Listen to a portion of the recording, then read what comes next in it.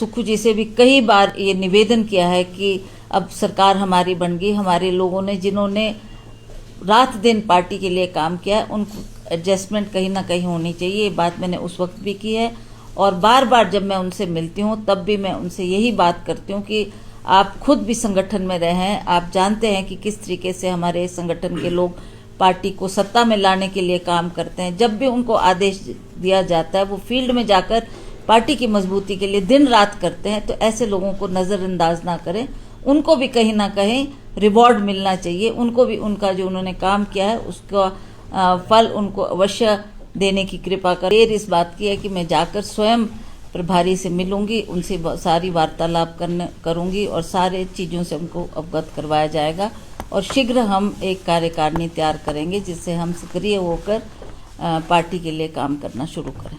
पर उन्होंने जो आंकड़े पेश किए वो सही आंकड़े नहीं थे, ना उन्होंने उस पर होमवर्क किया है, ना सही तरह से उसकी जानकारी हासिल की है और यहाँ आकर उन्होंने जो कहा है उसकी कॉन्ट्रडिक्शन कल हमारी पार्टी की तरफ से हुई, हमारे मंत्रियों ने उस पर जवाब दिया है। हिमाचल प्रदेश के मुख्यमंत्री सुखविंदर सिंह सुक्खू, डिप्टी सीएम मुकेश अग्निहोत्री और लोक निर्माण मंत्री विक्रमादित्य सिंह के बाद कांग्रेस प्रदेश अध्यक्ष भी दिल्ली जाएंगी। इस दौरान वे कांग्रेस की नवनियुक्त प्रभारी से मिलकर नया संगठन जल्द बनाने की मांग करेंगी। बता दें कि प्रतिभा सिंह ने आज मीडिया से बातचीत की। इस दौरान प्रतिभा सिंह ने क्या कुछ कहा, इस वीडियो में जरूर सुने। वीडियो को शेयर करें, पेज को फॉलो करना ना भूलें। जो संगठन है वो हिमाचल प्रदेश में बन जाएगा। हम इस कार्य में काम कर रहे हैं और हमने सारी लिस्टें अपनी तरफ से बना दी है। अब देर इस बात की है कि मैं जाकर स्वयं प्रभारी से मिलूंगी, उनसे सारी वार्तालाप करूंगी और सारे चीज़ों से उनको अवगत करवाया जाएगा और शीघ्र हम एक कार्यकारिणी तैयार करेंगे जिससे हम सक्रिय होकर पार्टी के लिए काम करना शुरू करें। हम कब जा रहे हैं उनसे मिलने? दिल्ली का कोई कार्यक्रम है आपका? अभी तो वो गई हैं और उन्होंने कहा मैं शिवरात्रि के बाद आऊँगी, फिर उनसे बात करके ये पता लगेगा कि वो हिमाचल आएगी या मैंने भी दिल्ली जाकर उनसे व्यक्तिगत तौर पे भी मुलाकात भी करनी है और औपचारिक तौर पे भी उनसे मिलना है। तो ये कार्य जैसे ही वो लौटती हैं दिल्ली तो उनसे संपर्क करके मैं ये कार्यक्रम बनाकर उनसे बात करने के लिए अवश्य दिल्ली जाऊँगी। मैम, केंद्रीय मंत्री रणदीप बिट्टू आए थे शिमला में, कांग्रेस में भी रहे हैं, उन्होंने बहुत सारी बातें कही हैं, आरोप भी लगाए हैं और कहा कि हिमाचल प्रदेश को मदद कर रहा है केंद्र, लेकिन यहाँ पर धन्यवाद भी नहीं करती है हिमाचल प्रदेश की सरकार। देखिए, बिट्टू जी आए हैं पर उन्होंने जो आंकड़े पेश किए वो सही आंकड़े नहीं थे, ना उन्होंने उस पर होमवर्क किया है, ना सही तरह से उसकी जानकारी हासिल की है और यहाँ आकर उन्होंने जो कहा है उसकी कॉन्ट्रडिक्शन कल हमारी पार्टी की तरफ से हुई, हमारे मंत्रियों ने उस पर जवाब दिया है और सारी सही बात लोगों के सामने रखी है। मैम, दिल्ली को आज महिला मुख्यमंत्री मिल रही है, किस तरह से देखती हैं? ये अच्छी बात है कि एक महिला को उन्होंने मौका दिया है, महिला वहाँ की मुख्यमंत्री बनी है।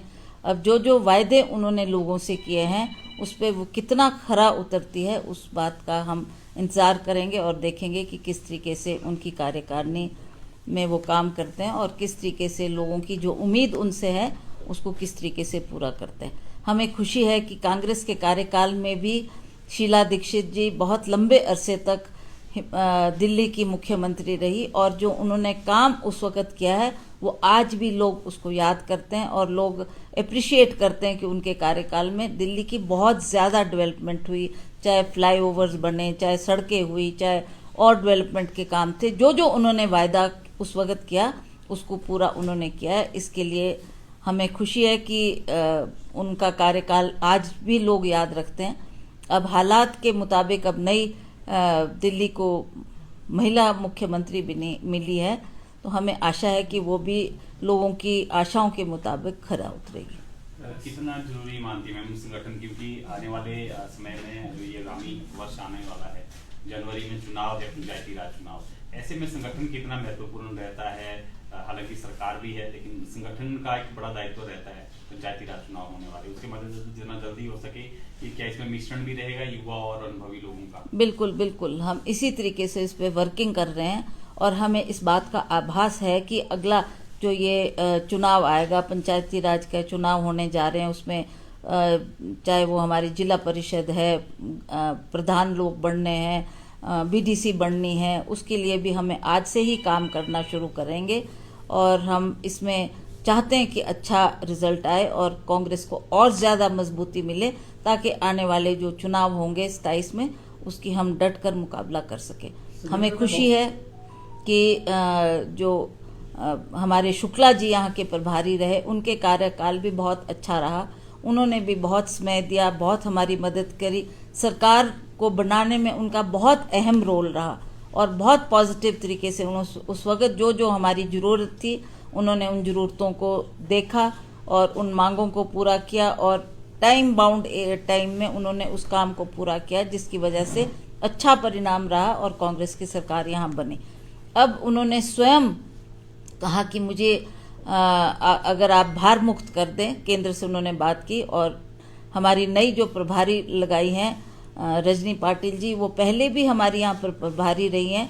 वो भली भांति हिमाचल प्रदेश को जानती है, सभी कार्यकर्ताओं से उनकी पहचान भी है और हमें बहुत उम्मीद है कि वो एक महिला होने के नाते भी जिस तरीके से काम करती आई हैं, अब भी वो सहानुभूति तरीके से सभी लोगों के जो गिले शिकवे हैं, नाराज़गी है, उसको दूर करने में भरसक प्रयास करेगी और हम लोग मिलजुल कर इस काम को करेंगे ताकि अगले चुनाव के लिए हम अच्छा प्रदर्शन दे सकें और अच्छी तरीके से परफॉर्मेंस करें।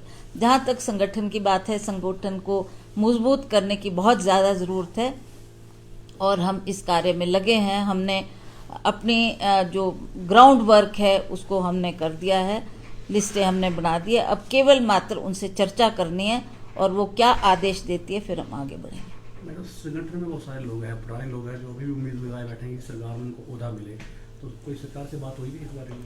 देखिए, मैंने तो डे 1 से, जब हमारी सरकार बनी, डे 1 से मैंने इस मुद्दे को बार बार उठाया है।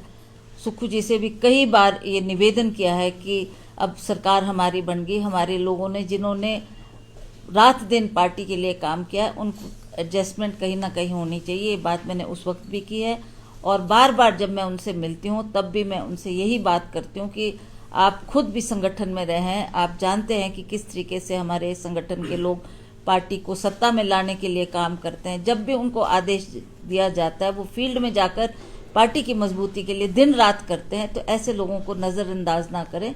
उनको भी कहीं ना कहीं रिवॉर्ड मिलना चाहिए, उनको भी उनका जो उन्होंने काम किया है उसका फल उनको अवश्य देने की कृपा करें। और हम भी चाहेंगे कि जिनकी एडजस्टमेंट्स सरकार में नहीं हो पाई है, कुछ अभी करेगी सरकार और उसके साथ साथ हम संगठन में भी उनको अहम ओहदे पर रखेंगे ताकि वो उसी मजबूती के साथ और उसी लक्ष्य के साथ काम करें। मैम, वहीं अगर बात करें तो केंद्र लगातार ये बात कर रहा है 1 नेशन 1 इलेक्शन की, तो क्या लगता है आपको उसको लेकर किस तरह से रहेगा? और देखिए, ये उनकी पॉलिसी है, let's see how it works out. Implement कब तक होती है, फिर उस पर हम भी सोच करेंगे, उस पर हम आगे हमने क्या कदम उठाना है और क्या विचार रखने हैं, that is we have yet to सी।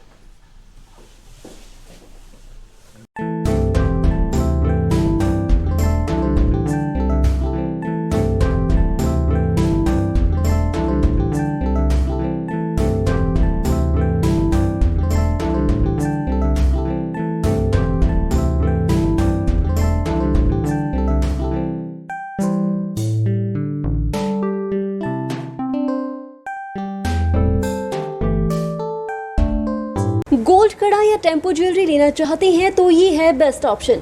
हिमाचल का popular jewellery brand Bhushan jewellers कड़ों के कलेक्शन में टेम्पो ज्वेलरी, शीट कड़ा, मीना व गोल्ड कड़ा, गेरू कड़ा, ऑक्सीडाइज गोल्ड कड़ा, बैंगल जैसी widest collection lowest making charges के साथ आपको बेस्ट प्राइस में दे रहा है।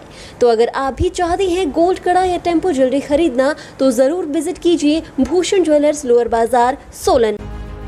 सोने की कीमतों में बढ़ोतरी होने की संभावनाओं के चलते इन दिनों भूषण ज्वेलर्स सोलन में ग्राहकों की भीड़ उमड़ पड़ी है। कीमतों में बढ़ोतरी से पहले ग्राहक खरीदारी करने भूषण ज्वेलर्स सोलन पहुंच रहे हैं। भूषण ज्वेलर्स शोरूम के मालिकों का कहना है कि आप भी भूषण ज्वेलर्स शोरूम सोलन आएं और पाएं नई कलेक्शन के साथ बेहतरीन डिजाइन्स। भूषण ज्वेलर्स, सोलन।